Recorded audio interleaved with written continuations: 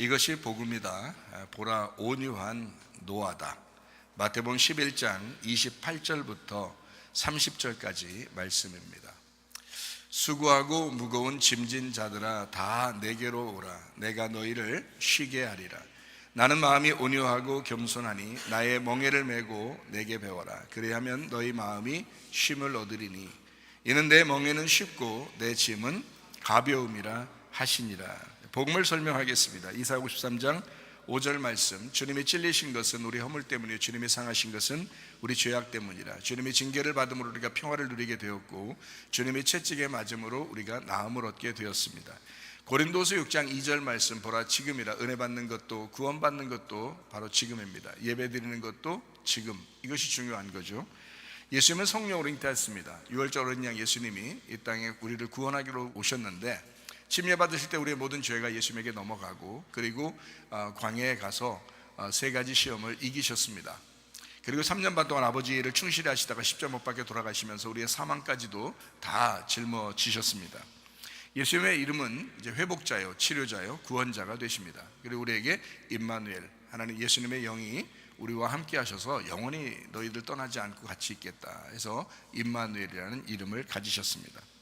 사도행전 4장 12절 말씀. 다른 이름으로서는 우리에게 구원받을 만한 이름을 주신 적이 없다. 그래서 우리는 오직 예수님만 찬양하고 예수님께만 예배하고 예수님으로 구원을 받습니다.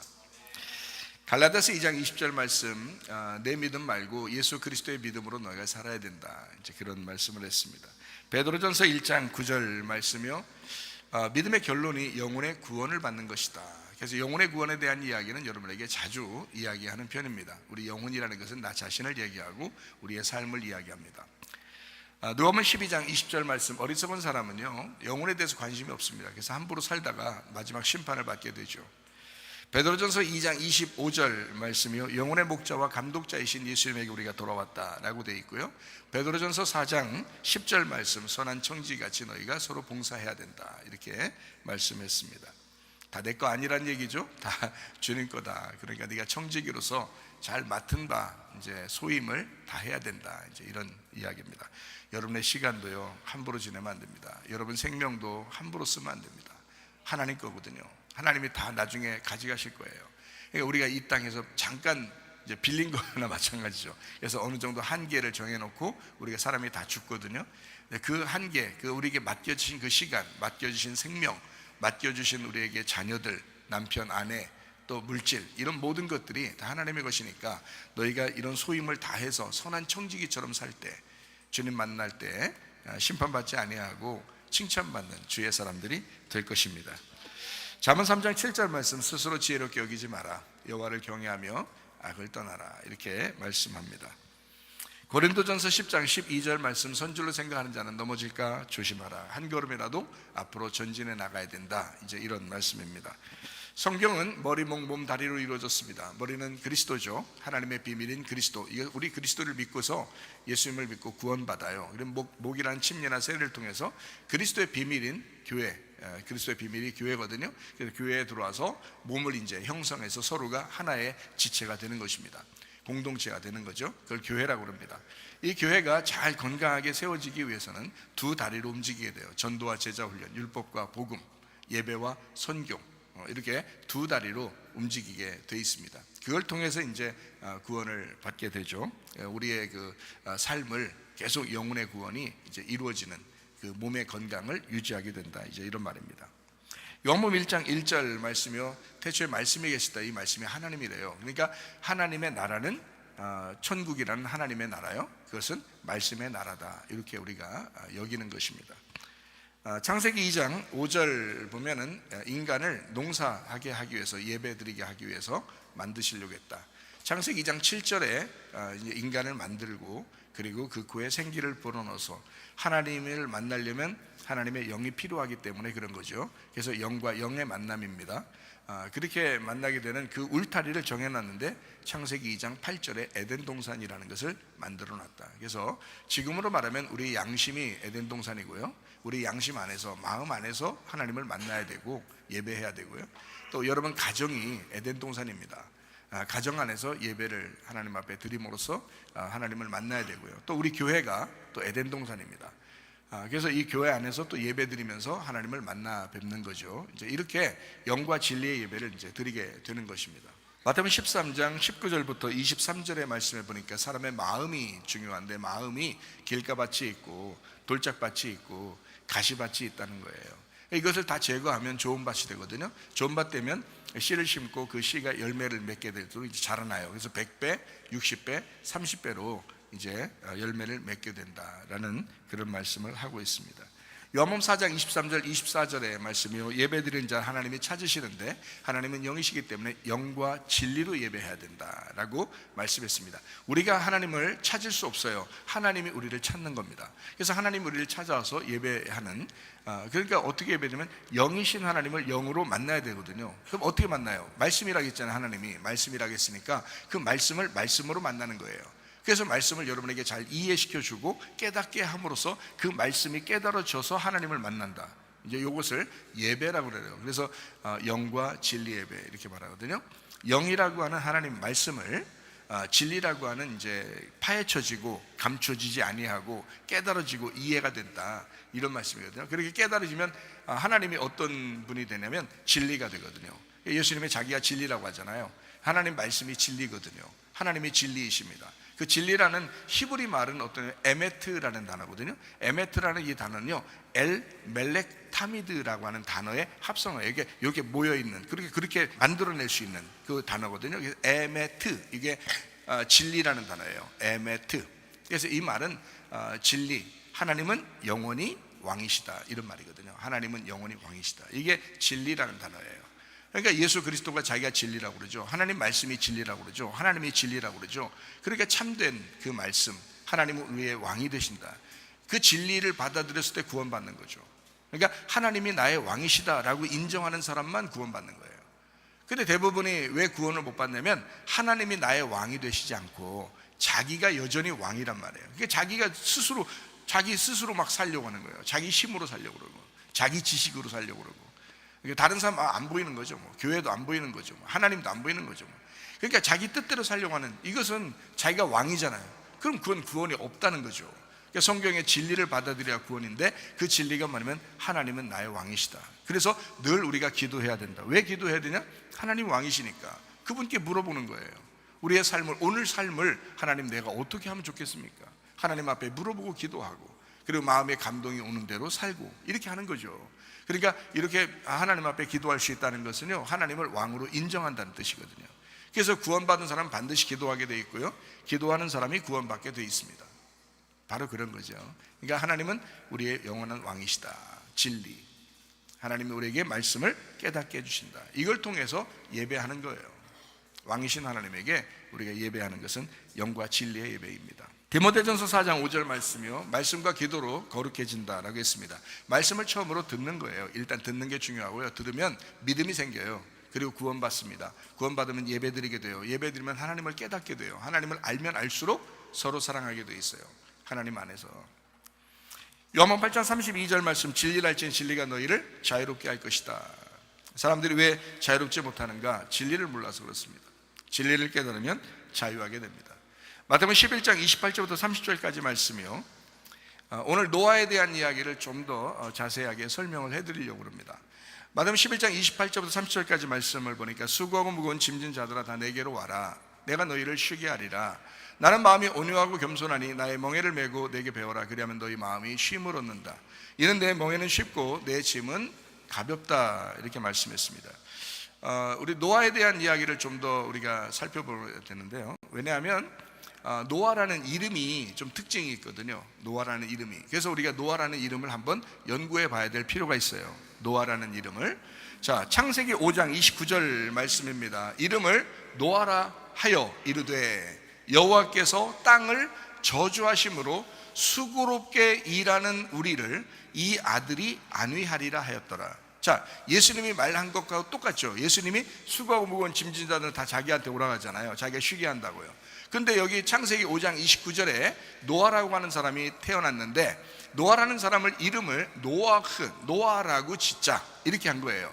노아라고 지은 이유는, 자, 땅을 하나님께서 저주하심으로 이제 수고롭게 일하는 우리를 수고롭게 일하는 우리를, 수고하고 무거운 짐을 진 자들을 안위하리라, 쉬게 할 것이다. 그러려고 노아라는 이름이 나온 거고 노아가 태어난 거예요. 하나님의 작전입니다. 그러니까 성경은 하나님께서 계획하신 하나님의 책이죠. 이 세상 지식을 알려주려고 하는 책이 아니란 말이에요. 근본적으로 알고 하나님 말씀을 우리가 깨달을 필요가 있습니다. 노아흐에서 노아흐 같은 안식해서 쉬게 하려고 동맹하여 머물다라는 단어입니다. 다시요. 안식해서 쉬게 하려고 동맹하여 이제 약속을 이루려고 잘 머물고 있다. 그렇게 쉬게 하는 것을 끝까지 가게 하려고 한다 하는 것을 노아흐라고 하는 것입니다. 여기에 수고롭게 일하는, 수고한다, 수고하는 이자본이라는 단어거든요. 이 말이요, 괴로움, 고통, 슬픔입니다. 그러니까 괴로워하는 자들, 슬픔이 있는 자들, 고통이 있는 자들, 그 수고롭게 일하는 자들을 위하여 위로하리라, 안위하리라 라고 하는 그런 말인데요, 위로하리라, 나함이라는 단어입니다. 후회하고 원수를 갚아 안심시키고 숨을 돌리게 하셨다라는 말입니다. 이 단어요. 자, 위로하리라, 안위하리라. 이 노아는 어떤 사람이냐? 자, 수고롭게, 고통스럽게, 괴롭게 일하는 자들을 위하여 후회하고 원수를 갚아서 안심시키고, 그러니까 원수 때문에 괴로워졌잖아요. 여러분, 선악과를 왜 먹었어요? 하와가 그냥 갑자기 먹었어요? 뱀이 나타나서 먹게 하니까 먹은 거거든요. 그러니까 원수예요. 우리 철천지 원수는 뱀입니다. 그렇죠? 옛 뱀, 마귀, 사탄. 그러니까 그거로부터 죄가 내려와서 계속 괴롭게 땅을 갈고서 살게 돼 있었잖아요. 여러분, 에덴 동산에서는 처음에는 그렇게 하려고 했던 게 아니고 처음엔 기쁨이 있었어요. 그냥 기쁘게 살았었어요. 그런데 이제는 수고해야, 남자가 땀을 흘려야 이제 먹고 살게 만들었다. 왜요? 선악과 먹고 난 다음에 남자에게 그렇게 하나님이 혼내셨잖아요. 여자는 그때부터 어떻게 해요? 아기를 낳을 때 고통스럽게 낳도록 돼 있어요. 아기를 고통스럽게 낳게. 그게 이제 선악과 먹은 그 그림자예요. 자기가 이제 그걸 느끼면서, 아, 우리가 선악과 먹은 인간이 이렇게 죄 가운데 살아서 이렇게 되었구나, 고통 가운데 있구나라고 하는 그런 의미거든요. 자, 농사를 질 때 그냥 농사 짓지 아니하고 땀을 흘려야, 수고해야 된다. 괴롭고 고통스럽고 수고해야 된다. 이런 것들을, 자, 누구 때문에 그래? 원수 때문에 그런다. 그래서 이 나함이라고 하는 안위하리라.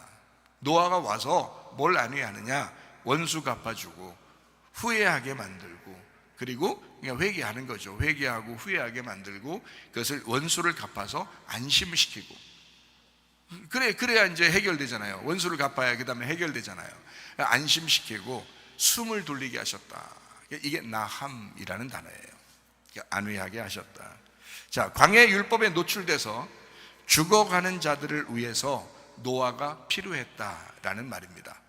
지금으로 말하면 그렇죠? 그러니까 율법에 의하여 광야 생활할 때 너무 힘든 인간들을 위하여, 그 수고하는 인간들을 위하여 노아라는 자가 필요했다. 그래서 노아가 태어나게 되었다라는 그런 말씀입니다. 이것이 똑같은 말이 마태복음 11장 28절부터 30절까지 예수님에 대한 이야기입니다. 수고하고 무거운 짐진 자들아 다 내게로 와라. 이 내게는 예수님을 얘기하죠. 예수님에게 와라. 그러면 예수님이 너희를 쉬게 할 것이다. 영적인 쉼이죠. 자, 예수님은 마음이 온유하고 겸손하니 예수님의 멍에를 메고 예수님에게 배워라. 그리하면 네 마음이 쉼을 얻을 것이다. 이는 예수님의 멍에는 쉽고 예수님의 짐은 가볍기 때문이다. 왜? 죽음으로써 그걸 끝냈잖아요. 그 수고로움을, 그 고통을 죽음으로써 원수 갚고 끝냈잖아요. 그래서 우리는 쉴 수 있다는 거죠. 예수님 안에서는. 예수님이 없으면요, 쉬지 못하죠. 자기가 계속 노력해야 되니까, 자기가 다 수고해야 되니까. 하나님은 남자와 여자를 창조하시고 아담을 만들어냈습니다. 그리고 에덴 동산에 이제 있게 하셨어요. 에덴 동산을 창설하시고 그 안에 있게 했어요. 그 안에, 에덴 동산 안에 선악과 나무와 생명나무를 있게, 두 가지를 같이 존재하게 만들었어요. 하나의 나무로 존재하게 하고요. 그것이 말씀입니다. 그래서 말씀으로 예배하게 하셨다, 말씀으로 농사 짓게 하셨다라는 그런 말씀입니다. 성경이요. 자, 우리가 이제 어떻게 구원을 받는가? 자, 구원의 순서를 한번 설명해 보죠. 구원의 순서, 첫 번째는 은혜로 구원받습니다. 이건 일방적입니다. 은혜로 구원받아요. 자, 두 번째, 우리가 구원받아서 이제 교회로 나오게 돼요. 그러면 뭘 알게 되면 하나님 말씀을 자꾸 가르쳐 줘요. 그래서 이제 선택적으로 네가 선택을 해야 된다. 네가 이런 삶을 선택해야 된다. 오늘도 이런 선택을 해야 되고, 네가 교회 나올 거냐 안 나올 거냐, 어디서든 네가 교회 생활에 대한 삶을 선택하면서 살아야 된다라고 하는, 이것이 바로 뭐냐면 율법을 철저하게 지켜라, 하나님의 법을 철저하게 지켜라, 하나님의 말씀을 철저하게 지켜라 라는 것을 배우게 돼요. 자, 처음에 아기가 태어나면 막 이것저것 다 가르쳐 주나요? 아니죠. 애가 태어나서 어느 정도 자라나게 되면요, 부모가 교육합니다. 또 유치원도 보내고 또 학교도 보내서 가르치게 해줘. 그죠? 예, 그러면 아이들이 가기 싫다고 안 가요? 안 되죠. 가기 싫다고 안 가도 야, 웬만하면 가라 이러죠. 그죠? 웬만하면 가라. 왜냐하면 너도 가르침 받아야 되니까 라는 말 하죠. 그죠? 처음에는 태어날 때는 애가 뭐 원해서 태어난 것도 아니고, 애가 무슨 뭐 태어나게 해달라고 한 것도 아니고, 그냥 태어나게 됐어요. 일방적으로 부모의 선택에 의해서 그냥 태어났어요. 아이들이 선택한 게 아닙니다. 자, 우리가 구원받은 것도 원래 사실은 예수님이 십자가 못 박혀 돌아가시면서 우리가 그 예수님을 선택했던 게 아니고, 예수님이 그냥 우리를 위해서 죽으신 거예요. 그러니까 일방적으로 우리가 태어난 거죠. 일방적으로 우리가 구원을 받은 거죠. 일방적인 은혜의 구원입니다. 이해가 되시겠어요? 그래놓고 교회를 왔어요. 구원받았으니까 교회 나오잖아요. 교회 나왔는데 그냥 사람들이 삶이 그냥 대충 살고 그냥 막 개차반으로 살고 똑같이 살면서 은혜 받았다는 거예요. 이게 다 가짜입니다. 제가 얘기했잖아요. 이거 가짜라고. 그럴 수가 없어요. 아이가 태어나면 점점점 자라나면서 교육을 시키거든요. 그 교육하는 기관이 바로 교회예요. 교육하는 기관이 광야 생활이라고요. 그게 율법적으로 하나님의 법 안에서 말씀으로 계속 가르친다고요. 그러니까 이게 그 말씀을 들으면 들을수록 어때요? 여러분이 편해요? 부담스러워요? 부담스러워요. 그래서 말씀을 들을 때 부담스러운 게 율법의 말씀, 교회 생활이라고요. 그게 교회 다니기 전에는 그런 부담이 없었어요. 근데 교회 와가지고 말씀을 들으니까 이상하게 자꾸 부담스러웠단 말이에요. 그렇죠? 그러니까 뭐뭐 하지 마라, 뭐뭐 해라 막 이렇게 자꾸 얘기하니까 부담스러운 거, 이게 바로 말씀이라고요. 그때 이건 일방적인 게 아니라 자기 선택이에요. 이런 말씀이 계속 나오는데 이것을 받아들이느냐 안 받아들이느냐는 자기 선택이에요. 교회 생활은. 그러니까 이게 광야에 나온 거죠. 그러니까 광야에서는 애굽에서는 나올 때는 다 일방적으로 다 나와야 돼요. 6월절 어린 양의 피로 구원받았으니까 다 나와야 되는데, 광야에 오면 여기서 멸망을 받는 사람도 있고 살아서 가나안 땅에 다시 들어가는 사람도 있단 말이죠. 가나안 땅에 들어가는 사람은 여호수아, 갈렙, 나머지는 다 멸망당했어요. 그러니까 그만큼 멸망당한 사람들이 많다는 얘기죠. 교회 왔는데도 예수를 진짜 받아들이지 아니하고 은혜를 은혜로 살지 아니하고 자꾸 여기서 선택을 안 한단 말이에요. 하나님의 말씀을 선택을 안 한다는 거죠. 대충 사는 거예요. 자기 뜻대로만 사는 거예요. 그런 사람들이 교회 다니면서 굉장히 많죠. 그러니까 교회 요구도 먹는 거예요. 세상에서도 하나님 말씀을 지키면서, 이 말씀을 지키면서 살았다고 생각해보세요. 교회 다니는 사람들이 이 말씀을 계속 지키면서 살았다고 생각해보세요. 요구도 먹겠습니까? 이 말씀이 어떤 말씀인데, 율법적인 말씀인데 엄청나게 귀한 말씀. 이 엄청난 율법적인 말씀은요, 세상의 법도 이 성경책에서 나온 거죠. 그러니까 이 성경만 지키려고 했다면요, 교회 다니는 사람들이 절대 이 세상에서 요구도 먹지 않습니다. 그렇겠죠? 여기서 선택을 안 했기 때문에 율법 안에서, 광야에서 멸망받는 거예요. 여기서 걸러내는 것입니다. 교회 다니는 사람 중에서 다 천국 가면 좋겠는데 그렇지 않다고 저도 약속을 받았고, 그리고 성경에서도 그렇게 말씀하고 있습니다. 그러니까 다시 말하면 여기가 걸러내는 장소란 말이에요. 교회가 걸러내는 장소.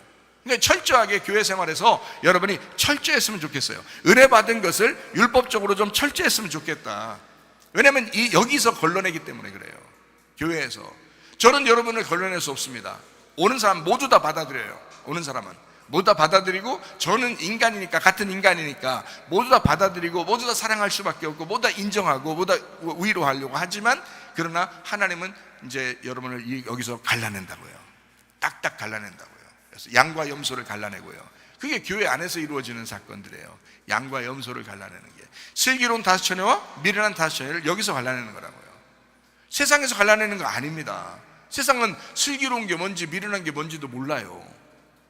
성경적인 슬기로움, 성경적인 미련한 거, 이게 뭔지 몰라요. 교회 와야지 알아요. 양이 뭔지 염소가 뭔지를 교회 와야지 알아요. 그러니까 교회 안에서 양과 염소를 갈라내고요, 슬기로운 5처녀, 미련한 5처녀를 갈라내는 것입니다. 이게요. 참 놀랍죠. 그러니까 교회 안에서 광야 생활이라는 이 교회 안에서 모든 것들을 이제 여기서 구분해낸다. 이거는요 일방적인 게 아니라 선택적입니다. 여러분의 선택에 의해서. 그래서 네가 진짜 예수를 믿었다면 너는 여기서 주님을 계속 선택했을 것이다는 거죠. 교회 안에서 교회를 다니면서 너는 계속 예수를 선택했을 것이다. 네가 예수를 믿었다면 계속 교회를 선택했을 것이다. 그리고 예배를 선택했을 것이다.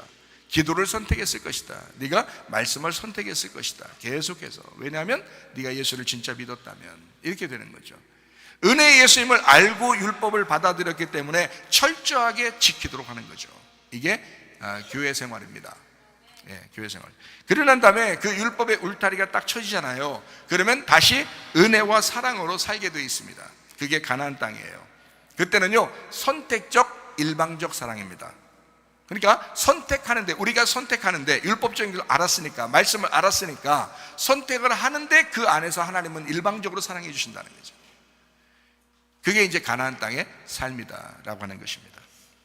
창세기 2장 7절 말씀입니다. 여호와 하나님이 땅의 흙으로 사람을 지으시고 생기를 그 코에 불어넣으시니 사람이 생명이 된지라 라고 되어 있습니다. 하나님이 땅의 흙으로 사람을 지으시고 할 때 이 지으시고라는 단어가 야짜르라는 단어예요. 이 야짜르라고 하는 단어는 누르고 괴롭혀서 주조하는 톡이에요. 그러니까 완전히 눌러서 막 돌려가지고 괴롭혀가지고 요거를 토기를 만들어내는, 그릇을 만들어내는, 작품을 만들어내는 거죠. 토기장이가. 그것을 야짜르라고 그래요. 그러니까 여호와 하나님이 땅의 흙으로 사람을 지으셨다 했을 때는 괴롭혔다는 얘기입니다. 아주 고통스럽게 한다는 얘기입니다. 자, 어디에서 일어나는 사건인가요? 이게 교회에 나오면 더 괴로운 이유입니다. 교회 나오기 전에는 이런 괴로움을 몰랐죠. 말씀을 몰랐으니까 자기 마음대로 살면 됐어요. 근데 교회에 오니까 예수가 우리의 왕이라는 거예요. 예수가 우리의 주인이라는 거예요. 그 주인의 뜻대로 살아야 된다는 거예요. 아버지 하나님이 우리의 아버지라는 거예요. 그러니 너희 하나님이 거룩하니까 너도 거룩하라는 거예요. 하나님이 온전하니까 너희도 온전하게 살아라는 거예요. 하나님 말씀을 다 지켜 행하라는 거예요. 이거 얼마나 어렵습니까? 그러니까 막 괴로운 거죠. 고통스러운 거죠. 그렇지만 그것을 막 고통스럽게 만들면서 우리를 작품을 만들어내는 거예요. 그리스도인으로, 진짜 예수 믿는 사람으로 만들어내는 거죠. 저는 이 사실을 잘 몰랐어요. 나는 구원받으면 다 된 줄 알았어요. 옛날에는 그렇게 했어요. 그러면서도 저는 목사 생활을 열심히 했었습니다. 그런데 제가 예수님을 다시 만났어요. 아, 이게 아니었구나. 성경이 이게 아니었구나. 그래서 정확하게 이걸 순서대로 이제 알게 됐단 말이에요. 성경을. 그래서 제가 다시 알게 된 이 말씀을 여러분에게, 광야 교회에 온 여러분에게 이 교회 생활에서 여러분에게 말씀을 가르치기 시작하는 거예요. 이거를요. 우리는 그냥 막 방종하는 인간들이 아닙니다. 우리는 하나님의 작품이에요. 하나님이 우리를 작품으로 만들어내려고 우리를 빚으시는, 지어내시는 사람들이라고요. 그게 우리들이라고요. 교회 교인들, 하나님의 백성들, 하나님의 사람들입니다. 성경은요, 아브라함과 이삭과 야곱이 있습니다. 야곱 때에 이스라엘이 됩니다. 야곱이 얼마나 후드러 맞았어요. 여러분 생각해보세요. 야곱이 환도뼈 부러졌습니다. 하나님하고 싸우다가 하나님의 한도뼈 때려가지고 여기를 부러뜨렸어요. 엉치뼈, 여기가 가장 강한 뼈거든요. 그거 부러져가지고요, 다리 한쪽이 흔들흔들 걸었어요. 그때부터 야곱이 지팡이 들고 다니는 겁니다. 성경에 그가 지팡이를 의지하여 다녔다. 왜? 한도뼈 부러졌으니까. 그거 낫게 해줬다는 얘기가 없어요, 성경에. 야곱은 끝까지 고통받으면서 살았어요. 야곱이 자기의 뜻대로 막 사는 것 같죠? 하나님이 그를 굉장히 다루셨습니다. 그래서 야곱 때에 이스라엘 12지파가 완성되는 거예요. 야곱 때. 야곱을 완전히 고통스럽게 해놓고 그 야곱을 통해서 야곱의 씨에 12자손이 나오게 돼서 12지파가 이스라엘이 되게 했어요. 그 이스라엘, 하나님이 통치하시는, 하나님이 왕이신, 그 하나님을 왕으로 여기는 이스라엘. 이것이 야곱 발뒤꿈치나 잡는, 발뒤꿈치에서 뒤 그 말의 탄자를 넘어뜨리기나 하는 그런 발뒤꿈치의 이름, 야곱이라는 이름이 세상에 하나님은 왕이시다, 하나님이 우리를 다스리신다, 하나님으로서 네가 다스리게 될 것이다 라는 이름, 이스라엘이 됐다.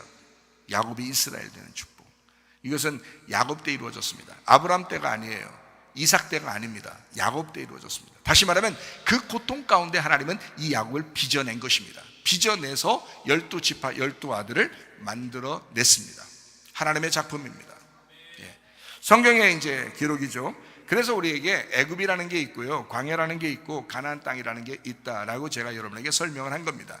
뜰이 있고요, 성소가 있고 지성소 가서 하나님 만나야 된다라고 제가 얘기한 거고요. 노아 방주를 지면 1층이 있고 2층이 있고 3층이 있어서 그 3층에 창문을 열고 하나님의 빛을 만나게 된다라고 하는 것을 이야기했습니다. 은혜를 받았으면 율법 안에 들어오게 돼 있어요. 율법 안에 들어오면 다시 은혜로 돌아가게 돼 있다 이 말이에요. 그러니까 우리가 은혜를 무시하자는 게 아닙니다. 교회 와서 은혜를 무시하자는 게 아니에요.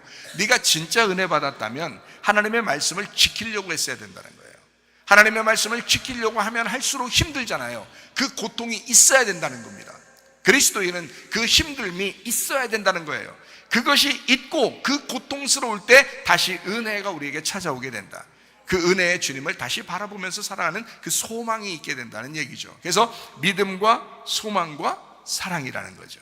그래서 사랑이 완성이라 그런 것은 소망이 지났기 때문에요. 소망이 지나면 사랑이 나오게 된다는 거죠. 사랑이 완성이에요. 광야에서는 소망이 없으면, 가나안 땅이라는 소망이 없으면 살아갈 수가 없습니다. 여러분 아마 병에 걸려본 사람 알죠? 가정에 문제가 있어 본 사람 알죠? 돈에 문제가 있어 본 사람 알죠? 세상의 그 고통 가운데 막 뭔가 누군가가 해결해 줄 거야, 누군가가 해결해 준다고 했어 라는 약속만 있으면 살아갈 힘이 생겨요. 근데 그 약속이 없으면요 살아갈 힘이 없습니다.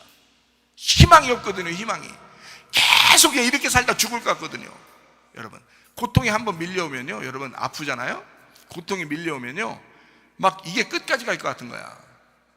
막 미치겠는 거야. 막 돈에 문제가 생기고 가정에 문제가 생기고 막 부부가 싸워가지고 계속 막 이렇게 각방 쓰면서 막 이상하게 막 서로 욕하고 그래봐요. 끝까지 갈 것 같은 거야. 꼭 이상하게. 그러니까 살 소망이 없어지는 거예요. 이게 다시 우리는 다시 회복할 거야, 우리 가정은 다시 하나가 될 거야, 우리는 서로 사랑하게 될 거야, 이렇게 이런 희망이 생겨야 되는데 희망이 없어 보인단 말이죠. 이게 율법에 있을 때는 이게 너무 힘들어요. 이것이 이제 넘어가야 된다는 거죠. 그게 광야 생활에서, 광야 생활을 지난 사람들이 가나안 땅에 들어가야, 그래야 가나안 땅을 살아가는 거예요. 그래서 율법이라고 하는, 제가 은혜를 무시하는 게 아니라 율법이라는 하나님의 말씀을 철저하게 지키려고 하는 사람이 은혜 가운데 살아가는 것이 가나안 생활이라는 거예요. 그게 천국 생활이라는 거죠. 이 땅에 살고 있지만 천국을 사는 거죠. 무슨 말인지 알겠죠? 방종하는 게 아니란 말이에요. 아무렇게나 사는 게 천국이 이게 아니란 말이에요. 진짜 말씀 안에서 철저하게 살아가려고 하는 것, 그렇지만 예수님이 필요한 것, 그렇지만 소망이 필요하고, 그렇지만 사랑으로 완성하는 것, 이것이 이제, 그래서 가나안 땅의 삶은 용서하게 돼 있어요. 가나안 땅의 삶은요 사랑하게 돼 있어요. 위로하게 돼 있어요. 그게 노아흐예요. 노아흐. 그 위로자가 이 땅에 오는 거예요. 광야에 있는 사람들을 위하여, 그 수고하는 사람들을 위하여 노아흐가 오는 거예요.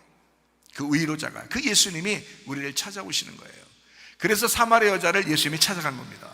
이해가 되시겠죠? 그 사람이 얼마나 광야 생활을 했는지 알겠죠? 그러니까 찾아가는 거예요. 그러니까 길과 진리요 생명입니다.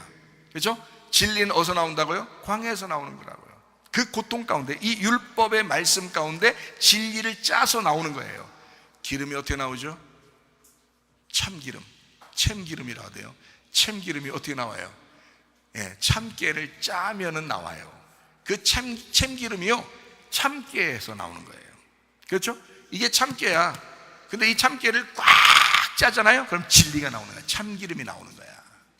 참기름, 참기름이 나오는 거예요. 참깨에서. 마찬가지 하나님의 말씀이란 율법에서요 기름이 쏟아져 나오는 거예요. 그게 진리인 거예요. 그래서 성령을 진리의 성령이라 그러는 거예요. 진리의 성령이 오지 않으면 하나님 말씀을 깨달을 수가 없다라고 하는 거죠.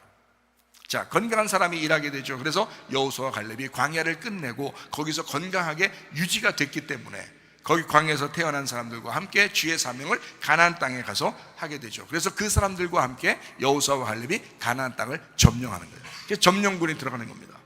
이 점령군들은 다 젊은 사람들이에요. 다시 말하면 광야에서 태어난 사람들이에요. 율법 안에서, 그 말씀 안에서 오로지 애굽의 영향을 받지 아니하고 오로지 광야에서 태어난 사람들과 함께, 그 말씀 안에 태어난 사람들과 함께 가나안 땅을 정복하게 된다는 거죠. 이해가 되십니까? 이거 굉장히 중요한 말이에요, 여러분. 하나님 말씀대로 살면 여호수아와 갈렙같이 주의 사명 감당하다 가게 돼 있습니다. 근데 하나님 말씀 잘 모르면요, 여호수아 갈렙이 뭔지, 뭐 율법의 생활이 뭔지, 광야 생활이 뭔지, 가나안 땅이 뭔지 아무것도 몰라요. 문제가 있습니다. 병든 사람 어떻게 돼요? 치유받아야 되죠. 건강한 사람은 치유하는 거고요, 병든 사람은 치유를 받아야 됩니다. 잃어버린 자를 찾아서 구원하러 왔다. 누가복음 19장 10절 말씀입니다. 예수님은 잃어버린 자를, 파괴된 자, 아폴리니입니다. 이게 잃어버린 자, 이게 파괴된 자, 멸망받은 자, 죽은 자, 이런 사람들을 찾아서 구원하는 거예요, 예수님이요. 그러니까 율법에 얻어맞은 거죠. 그런 사람들을 구원하러 오셨다. 광야에 병든 자들이 많습니다. 광야에 고아나 과부나 나그네가 있는 겁니다. 광야예요. 그런 사람들을 주님이 구원하러 오셨다. 율법을 얻어받은 사람들을 구원하러 오신 분, 바로 그분이 예수. 자, 수고하고 무거운 짐을 진 자들을 주님이 쉬게 하려고 오신 분이 예수님. 자, 고통받고 고통스럽게 일하는 자들을 위로하기 위하여 나타난 노아. 같은 말씀이죠? 네, 그런 말씀. 그래서 누가복음 19장에는 삭개오가 나오는 거예요. 예수님이 찾아갑니다. 그렇죠? 요한복음 4장에는 사마리아 여자가 나옵니다. 예수님이 찾아갑니다. 요한복음 5장에는 38년 된 병자 베데스다 연못에 38년 동안 누워있던 병자가 있었습니다. 예수님이 찾아갑니다. 요한복음 9장에 실로암 소경이 있었습니다. 예수님이 만나서 그를 고쳐주십니다. 이 사람들은 율법을 정확하게 알아서 자기를 발견하고 자기가 죄인 된 사람들입니다. 율법을 정확하게 알아서 하나님의 말씀을 들을 때, 여러분 설교 말씀을 들을 때 자기를 발견하는 거예요. 자기가 발견돼서 깨닫고 회개하는 사람, 그 사람들은 주님이 찾아가신다고요. 내가 예수님이 아니에요. 내가 여러분 찾아가는 게 아닙니다. 저는 신방도 잘 안 다니잖아요. 신방을 가는 사람이 아니라고요. 내가 찾아가서 여러분 위로하는 게 아니라 예수님이 찾아가서 위로해야 되는 거예요. 그래, 여러분 뭐만 하면 되냐? 말씀을 들으시면 돼요. 교회 나와서 말씀을 들으면 돼요. 최사멜 목사의 말씀을 들으면 돼요. 최사멜 목사는 하나님에 의하여 하나님의 성령의 가르침을 받고 말씀을 증거하면 되는 거예요. 그리고 말씀을 계속 증거해. 침례 요한처럼 말씀을 증거합니다. 그럼 여러분이 회개하고 깨닫고 막 괴로워하고 고통스러워하고 그 율법 하나님의 말씀대로 내가 살아야지 하면서 막 그런 사람들, 그런 사마리아 여자, 그런 삭개오, 그런 38년 된 병자, 그런 소경, 이런 사람들을 주님이 찾아가신다고요. 주님이 신방하시는 겁니다. 신방은 목사가 가서 해결하는 게 아니에요. 예수님이 가서 해결하시는 것입니다. 직접 여러분 예수님이 가셔서 해결해야, 그래야 구원받는 거예요. 그게 진짜 구원이란 말이에요. 그게 진짜 치료고요. 그게 진짜 회복이라는 거죠. 이해가 되시겠습니까? 물론 목사가 가서 기도도 해주고 그러죠. 안 간다는 얘기 아니라, 목사가 그냥 그런다는 게 아니라 기도해 주지만 실제로 여러분은 누구를 만나셔야 해결되냐면 예수님을 만나셔야 돼요. 목사 만난다고 해결되는 게 아니에요. 여러분 목사 만나면 무조건 회개해야 됩니다. 회개. 침례 요한 만나면요 무조건 회개하는 겁니다.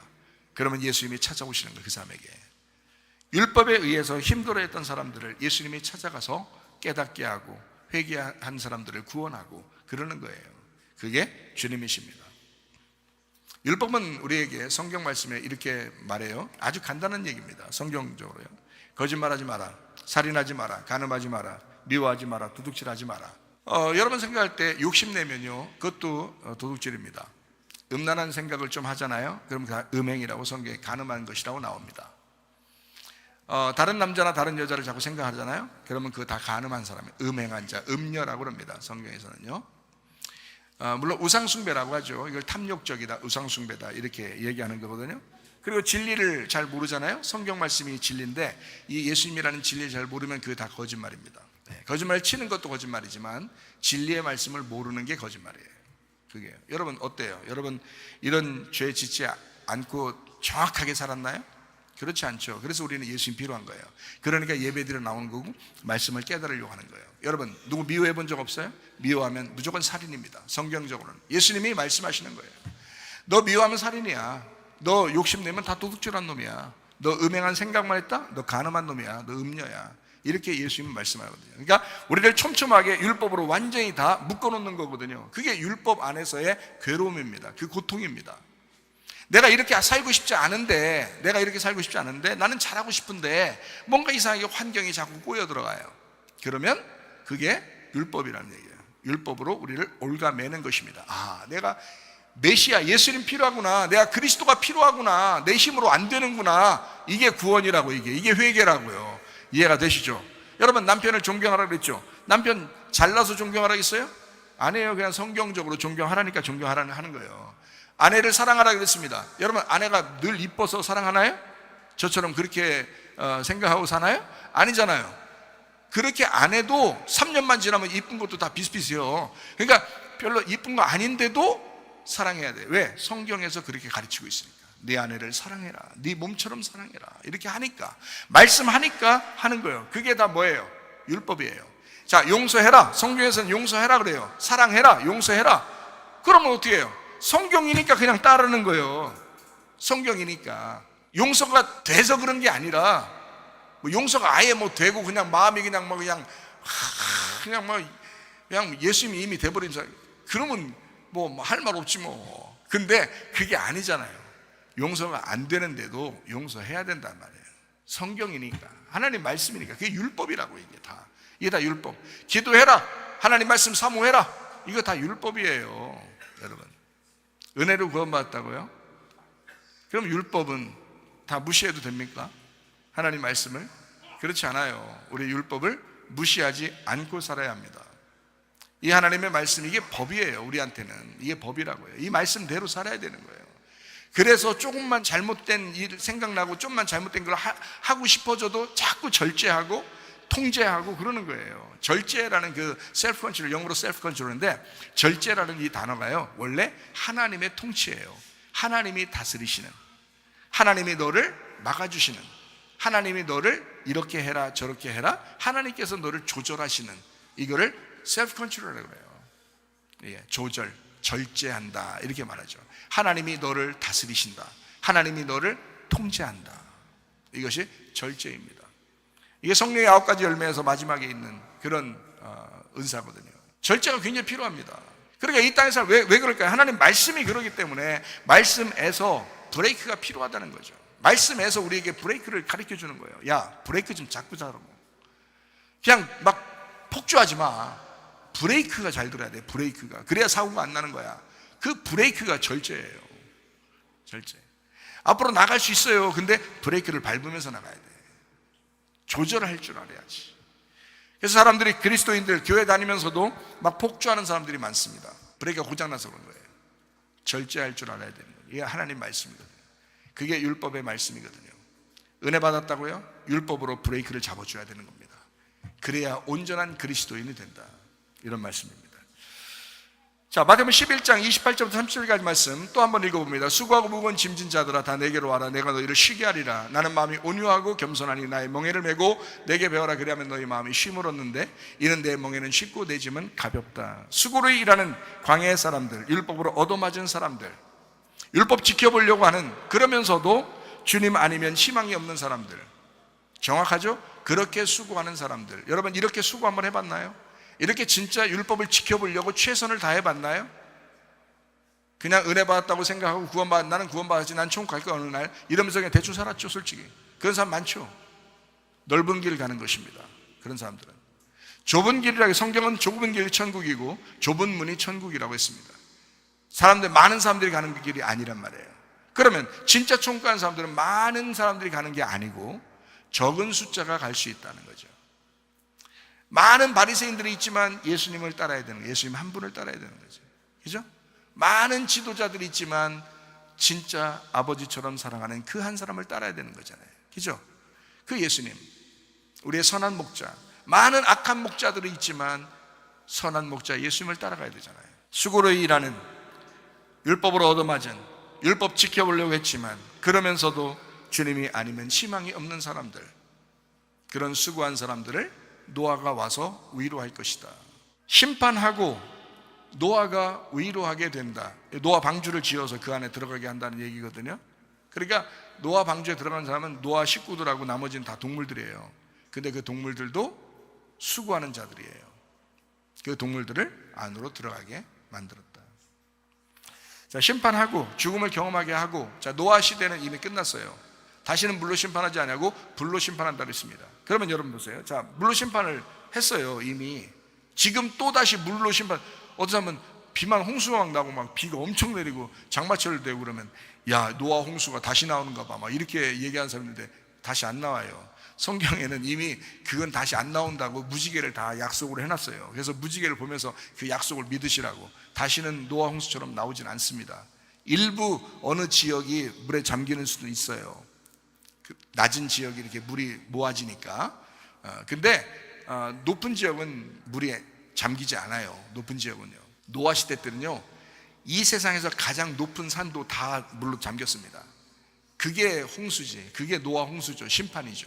모든 사람을 죽이고 노아 식구들을 살리는 그 심판, 그게 노아 시대에 일어났던 사건들이거든요. 그래서 모든 지층들이 갑자기 순식간에 이뤄서 화석이나 지층들이 막 생겨나죠. 그게 노아 시대 때 많이 생겨났던 그런 화석이나 지층들입니다. 자, 이렇게 노아가 예수님처럼 우리를 위로하는, 수고하는 자이다 라고 하는 것을 노아를 통해서 우리에게 보여주죠.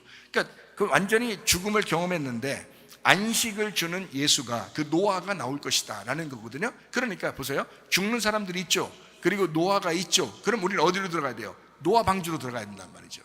그러면 이것이 노아 홍수는 끝났어요. 그러면 지금 우리에게는 어떤 말이에요? 이 성경이 쓰여졌다는 것은 우리에게 뭔가 말씀하고 싶은 게 있을 거 아니겠습니까? 그죠? 내용이 있을 거 아니에요. 그 목적, 성경을 쓴 목적이 있을 거 아니에요. 그게 바로 그 얘기예요. 이 세상에서 너 살다가 그냥 네 뜻대로 살다가 그냥 멸망해서 죽을 거냐, 노아 시대에 죽어가는 그 사람들처럼 죽을 거냐, 아니면 노아 위로자 예수 노아를 만나서 살 거냐라는 거죠.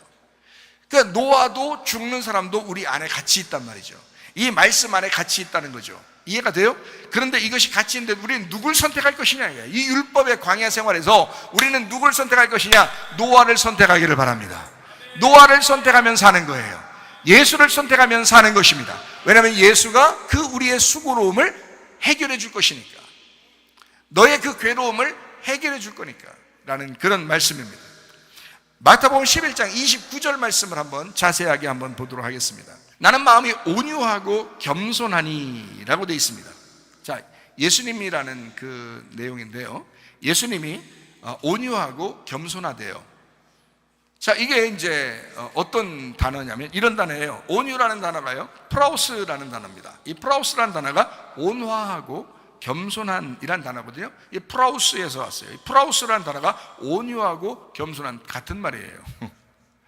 자, 온유하고 겸손하대요. 어떤 사람이 그러냐면 노아, 그리고 야곱, 그리고 예수님, 이런 분들이 온유하신 분이다. 겸손하대요. 겸손이라는 이 단어가 타페이노스라는 단어입니다. 타페이노스라는 단어가 의미가 어떠냐면 짓눌린, 굴욕감을 느끼는 이란 단어예요. 짓눌려서 굴욕감을 느끼는, 이게 겸손이에요. 여러분, 정말 고통 많이 당해본 사람은요, 진짜 오랫동안 아파본 사람이에요. 가정의 문제 때문에, 아니면 사회 문제 때문에, 아니면 자기가 그 말씀으로 인하여 고통받아서 그런 막 괴로워하는 그 마음 때문에 오랫동안 그것이 있었던 사람은요, 겸손한 사람입니다. 그게 겸손한 사람이에요. 다른 사람이 저 사람 교만해 아무리 얘기해도 그 사람은 겸손한 사람이에요. 겸손이라는 단어가 타페이노스, 짓눌린, 굴욕감을 느끼는. 그러니까 겸손한 사람 예수님, 온유하고 겸손하신 분 예수님. 근데 그 예수님은 노아와 같은 사람, 그것이 야곱과 같은 것이다. 왜? 야곱은 엄청 짓눌린 사람이거든. 야곱이 엄청 짓눌린 사람. 그래서 야곱을 통해서 이스라엘 백성이 나오게 되는 것입니다. 창세기 6장 9절 말씀입니다. 이것이 노아의 족보다. 노아는 의인이요 당대의 완전한 자라. 그는 하나님과 동행하였다라고 되어 있습니다. 거기 완전한 사람 탐밈이라는 단어입니다. 이게 온전하여 흠이 없고 순결한 완전한 제물이다라는 단어입니다. 한마디로 인해서 무슨 말이냐면 제물 되려고 완전해졌다는 뜻입니다. 그러니까 죽은 거죠. 완전히 죽었다, 완전하다, 아주 완제품이다, 이거 아주 제물로서 딱 맞는 제물이다라는 그런 단어예요. 탐맘에서 왔습니다. 완성되고 완료되어 완전히 끝냈다. 이미 하나님이 보실 때 하나님의 눈에 딱 들어온 것입니다. 너는 끝까지 그렇게 할 사람이구나. 너는 완전한 재물이다. 너는 끝까지 이렇게 할 사람이다. 너의 믿음은 진짜다. 너 감정적이지 않구나. 너 진짜구나. 이게 노아였습니다. 노아는 보통 사람이 아니었습니다. 여러분, 전 세계 모든 인류가 멸망하는데 노아 한 사람을 갖다 구원하는 거 보세요. 어떤 사람이겠나? 여러분, 이 사람이 어떤 사람이겠나 생각을 해보시라고요. 철저한 율법의 사람, 철저한 하나님의 눈에서 벗어나지 않는 사람이었어요. 완전한 사람, 완전한 재물이다. 노아를 보면서 하나님은 자기 아들을 생각했겠죠. 노아, 야곱, 예수. 노아가 재물되어 방주에 들어갑니다. 그래서 방주는 딱 이렇게 네모 상자처럼 생겼습니다. 이게 관이에요. 관, 무덤. 관에 들어가는 거예요. 무덤에 들어가는 거예요. 이게 제물로 드려지는 노아란 말이에요. 예수님도 똑같죠. 예수님도 이 땅에 오셔서 우리를 위해서 죽으시기 위해서 오셨죠. 창세기 25장 27절 말씀이요, 그 아이들이 장성함에 에서는 익숙한 사냥꾼이었으므로 들 사람이 되고 야곱은 조용한 사람이었으므로 장막에 거주했다라고 되어 있습니다.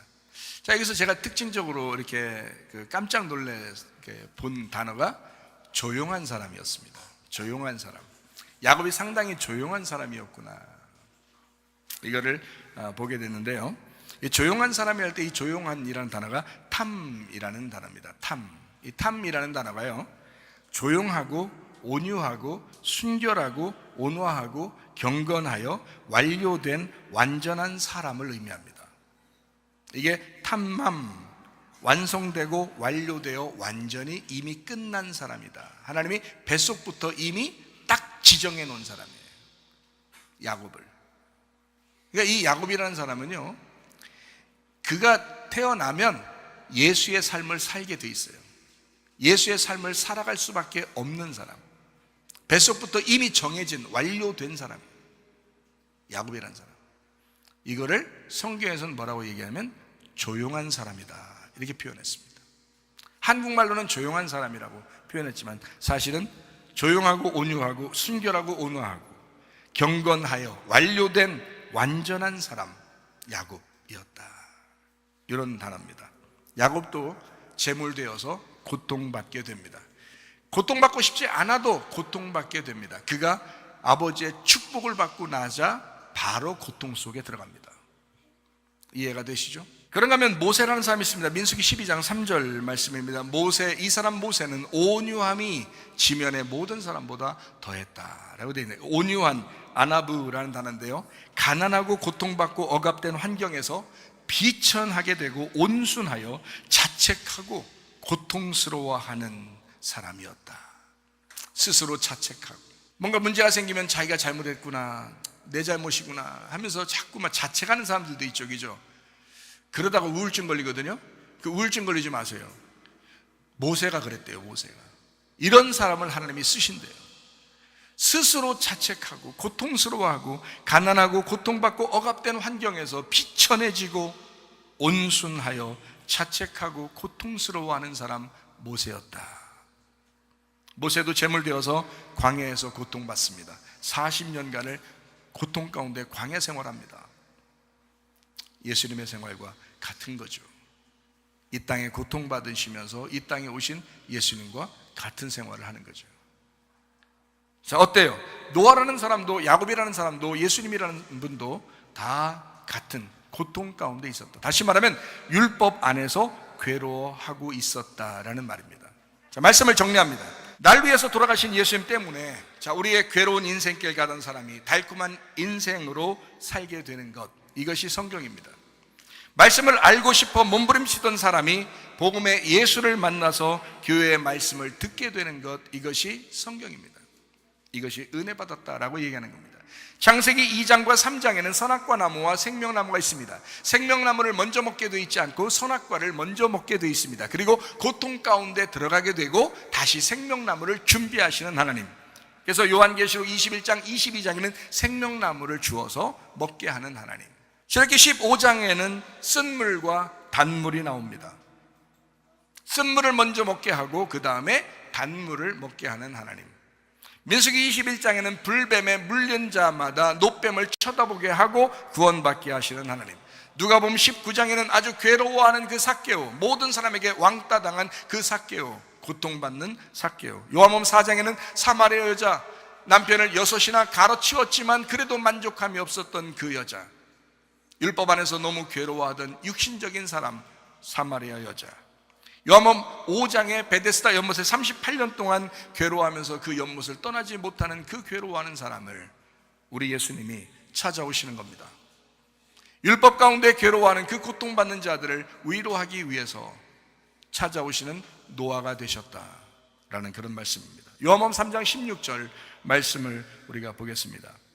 하나님이 세상을 이처럼 사랑하사 독생자를 주셨으니 이는 저를 믿는 자마다 멸망치 않고 영생을 얻게 하려 하심이라. 하나님이 세상을, 이 세상이라는 것은 남자 하나를 얘기합니다. 남자 하나를 이처럼 사랑하사 할 때 이처럼이라고 하는 단어가 요한복음 3장 14절에 나와 있습니다. 모세가 광야에서 뱀을 든 것 같이 인자도 들려야 한다라고 되어 있습니다. 그게 노뱀으로 들리신 예수님, 십자가를 지고 내가 십자가의 죽음을 통해서 그 십자가의 죽음이라는 방법으로 사랑할 거야. 아가파오, 사랑할 거야. 그리고 독생자를 주셨으니, 요한복음 3장 16절 말씀에 나와 있는 얘기죠.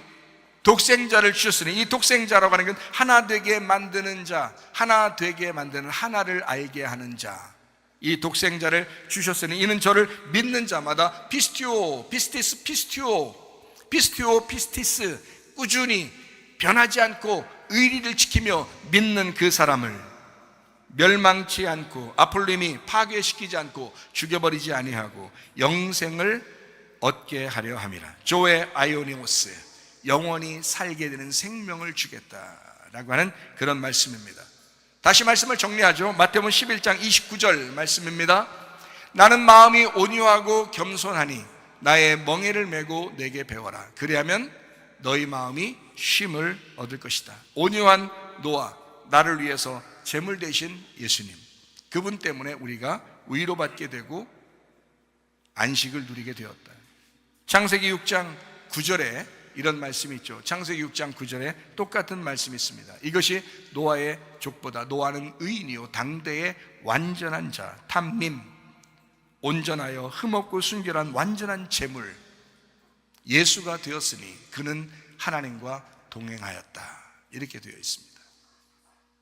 그 노아가 그 당대의 유일한 위로자였습니다. 예수님은 유일한 그 시대의 위로자였습니다.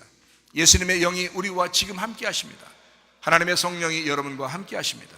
진리의 성령이 지금의 우리의 유일한 위로자입니다. 하나님의 말씀 안에서 위로받기를 바랍니다. 수고하고 무거운 짐진 자들아 다 주님에게 와라. 주님이 쉬게 할 것이다. 주님 안에서 괴로운 인생길 가다가 우리가 달콤한 인생으로 바뀌는 주의 사람들이 다 되시기를 바랍니다.